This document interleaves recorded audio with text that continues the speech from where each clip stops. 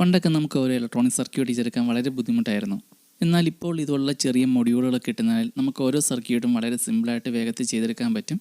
ഈ കാണുന്നത് ഞാനിവിടെ 38 രൂപയ്ക്ക് വാങ്ങിയ റിലേ മൊഡ്യൂളാണ്. അപ്പോൾ ഇങ്ങനെയുള്ള റിലേ മൊഡ്യൂളിലേക്ക് ഈ കാണുന്ന പോലത്തെ പലതരത്തിലുള്ള സെൻസർ മൊഡ്യൂളുകൾ കണക്ട് ചെയ്ത് പലതരത്തിലുള്ള സർക്യൂട്ടുകൾ നമുക്ക് വളരെ എളുപ്പത്തിൽ ചെയ്തെടുക്കാൻ പറ്റും. ഇപ്പം എക്സാമ്പിളായിട്ട് പറയുവാണെങ്കിൽ ഇപ്പം ഞാനിവിടെ എടുത്തേക്കുന്ന റിലേ മൊഡ്യൂളും അതിൻ്റെ കൂടെ LDR സെൻസർ മൊഡ്യൂളാണ്. അപ്പോൾ ഈ രണ്ട് മൊഡ്യൂൾ ഉപയോഗിച്ച് നമുക്ക് വളരെ സിമ്പിളായിട്ട് ഓട്ടോമാറ്റിക്കായിട്ട് വർക്ക് ചെയ്യുന്ന, അതായത് ഇരുട്ടാകുമ്പോൾ തനിയെ തെളിയുന്ന ലൈറ്റിൻ്റെ സർക്യൂട്ട് ചെയ്തെടുക്കാൻ പറ്റും, അതായത് സ്ട്രീറ്റ് ലൈറ്റ് സർക്യൂട്ട്. അതുപോലെ ഇങ്ങനെയുള്ള മൊഡ്യൂളുകൾ തമ്മിൽ കണക്ട് ചെയ്യാനായിട്ട് സോൾഡറിങ് പോലും ചെയ്യേണ്ട ആവശ്യമില്ല. ഇതുപോലെ നമുക്ക് ജമ്പർ വയർ ഉപയോഗിച്ച് കണക്ട് ചെയ്യാം.